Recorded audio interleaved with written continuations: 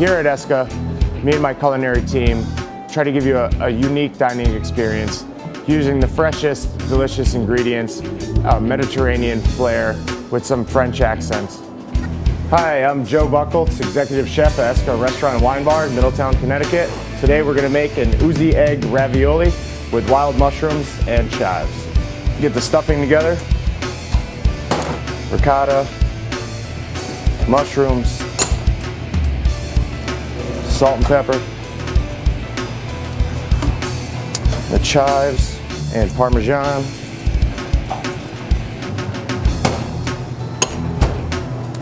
and about 2 pinches of nutmeg. Nutmeg gives it a little background flavor. You don't really taste it, but if you don't put it, you miss it. We whip it, but you don't want to whip it too long. You want to keep it nice and chunky, rustic looking. You don't want the mushrooms to fall apart. We're not trying to make pate. We're making a nice ravioli stuffing. I like to work on a nice floured surface so the dough doesn't stick. Start sticking to the board, makes your experience a lot less enjoyable. I'm going to turn this on, it's going to be a little noisy. Cool. This goes through once, then we do a 3-fold, and back through on 1, and switch to 3, and we'll go through twice on 5. Now we're going to repeat the process with the other piece, exactly the same. Try to cut the pieces pretty similar so you don't have too much waste. All right, so now we're going to take our raviolis. Made the dough a little bit moister than you would for, say, making fettuccine. This will allow the two to adhere together when we go to make our raviolis. We take our stuffing, like so. You got to make a little indent where your yolk is going to go, because if you don't, it will roll out. Now we add on to our little indent, we're going to add on our yolk. And this is where the oozy egg part comes into play. Now we take our top half, gently place it over our bottom half, and you can kind of tack it into place with your fingers down the line. We're going to make jumbo raviolis, so we're going to try to true them up best we can. And we're going to try to do a triangle shape also. Something like that. The biggest influence in my life with cooking would be my grandmother, Carmela Buckholtz. She is Italian.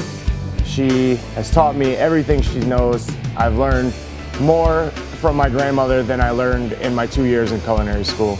So now that our ravioli is assembled, our pasta cooker is boiling. We're gonna get them into the water. Cook time on these is about 90 seconds or so. I like to drop them in their own individual baskets because they are very delicate with the egg.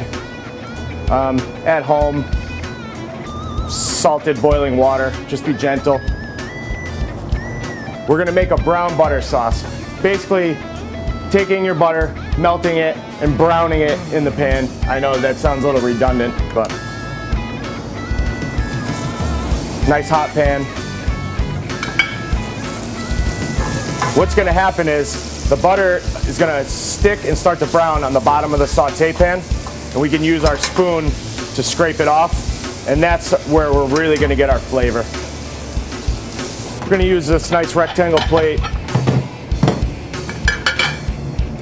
putting our ravioli down, egg side up.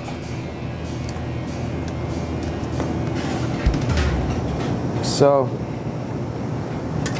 going to garnish this with our nice brown butter sauce.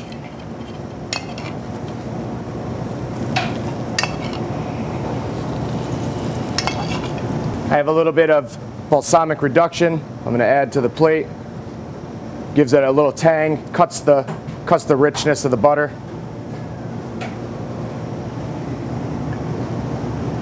Then we have some crispy basil. Gives it a nice look. And last but not least, a little saltiness with shaved grana padano cheese. This is our dish, an Uzi egg ravioli with a brown butter sauce, aged balsamic, shaved grana padano cheese, and crispy basil. Come see us down at Esca. I would love to make you one. Let me and my culinary team cook you a beautiful dinner and enjoy the ambiance. Hope to see you soon. To hear today's dining offers or to speak to our reservation host,